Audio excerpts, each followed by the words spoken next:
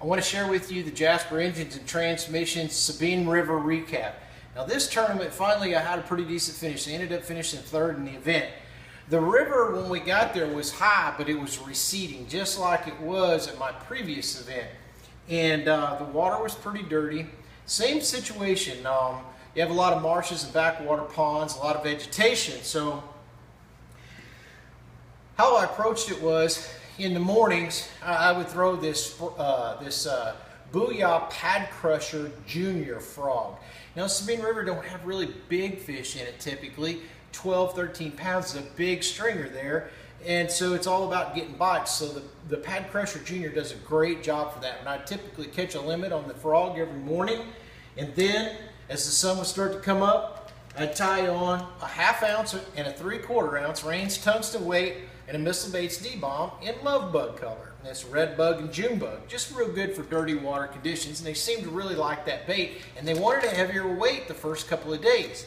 On the final day, though, is what kind of really put things in perspective. I had fell from 4th to 8th, and I was like, okay, I need to move back up, take a chance to win. What am I going to do to generate bigger bites? I caught my limit on the Pad Crusher Junior, and then I culled a few and caught my biggest fish on the Missile Baits D-bomb, fishing with a 1/2 ounce weight.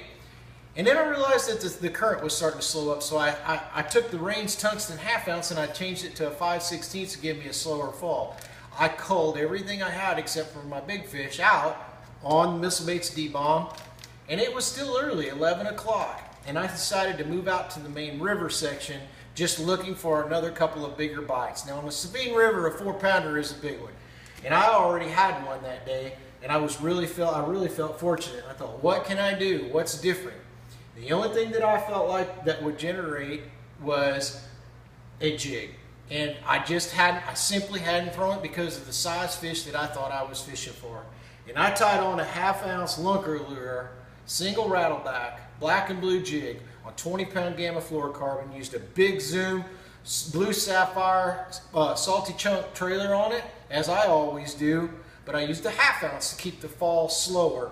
And I caught 4 limits in the last 3.5 hours and culled again to my heaviest stringer. So I kept my 4-pounder that I caught on my D-bomb, and the rest of them I weighed in was on this bunker lure single rattleback jig. So when you're faced with dirty water conditions and you're looking for those bigger bites, ended up weighing in 13 pounds, moved me back up into third. I really never had a chance to win the tournament other than if the other 2 guys had faltered really bad, and they just didn't.